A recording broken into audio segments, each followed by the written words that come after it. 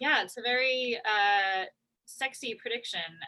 Ramped up SKU rationalization. That I know is just the most exciting prediction. No, but so basically for the I don't know, the non super geeky industry folks, SKUs are stock keeping units. So it's like a certain beer in a certain package.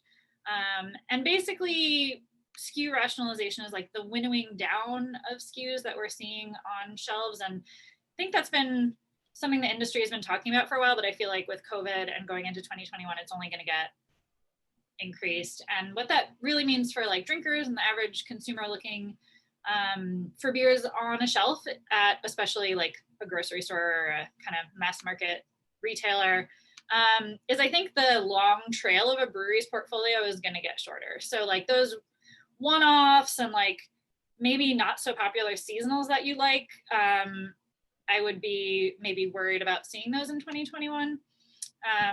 I feel like those could still certainly exist at a tap room, but I'm expecting to see some breweries pull back on some of those kind of one-offs that we might have seen on shelves in years prior. And I feel like it's for three reasons. COVID has changed how and where we buy beer. The can shortage is making every single piece of aluminum more valuable than it ever was. So you've got kind of an opportunity cost if you're putting one beer in a can versus something else. And then I don't know, 2021 is just going to be weird. I feel like the industry is going to feel really risk averse and like just not wanting to put out tons of stuff that may or may not sell. Like everyone wants to focus on the winners. So I feel like, yeah, maybe some of the long tail of the brewery portfolio might drop off next year. Interesting. So you're coming at this from the standpoint of the brewery kind of making the decision or being kind of forced into the decision themselves. Do you think the distributors and retailers will be kind of telling them the same thing, like you need to do this? I mean, I don't think it's like one person.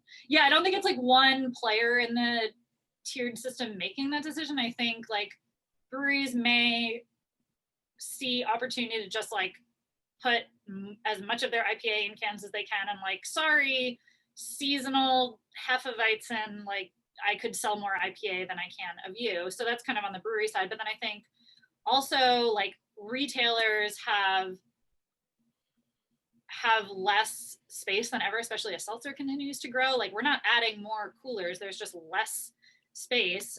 And then for distributors, like they want to move what's moving the fastest, which, you know, during COVID has been like those big packages and flagships and, you know, large brewing companies, beers. And so like, again, they're not incentivized to spend a lot of time with your summer Hefeweizen that like never was that popular anyway. So I think, you know, there are multiple incentives at multiple levels of the industry towards like just focus on the winners and kind of clear out some of the lower things on your roster.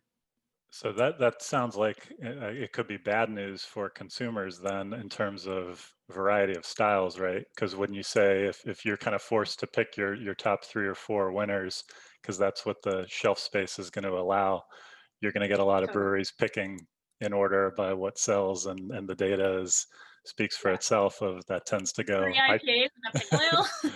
3 IPAs and maybe roll the dice on the 4th is maybe something a little unique. Yeah, this is bad news for people who exclusively drink like alt beers and things.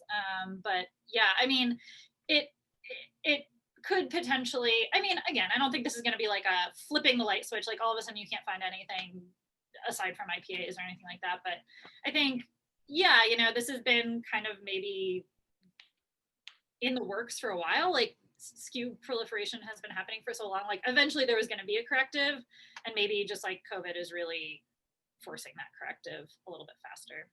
Yeah, it could be like good opportunity for the small local niche breweries that have a little bit of distribution. Maybe they're self-distributing, or maybe they're with like a small boutique one, where they're the ones that can serve that need for the hoppy amber ale or the red ale or the black IPA, or, you know, because the larger breweries can't afford to make that one of their top, you know, let's keep using 4 as an example, their top 4 beers.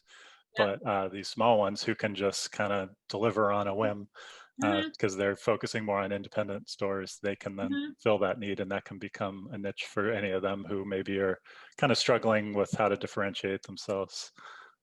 Yeah. Maybe that's wishful thinking, but No, I think that, and I think the same could be said of like bottle shops too, like small retailers, because, for so long you didn't, unless you were looking for something super specific, like to find a lot of craft beer, you didn't have to go to a bottle shop. Like I can go to my grocery store and there's a pretty good selection. But if that starts to kind of get more narrow, maybe that's the resurgence of those small like curated bottle shops that can care more about stylistic diversity and like interesting finds.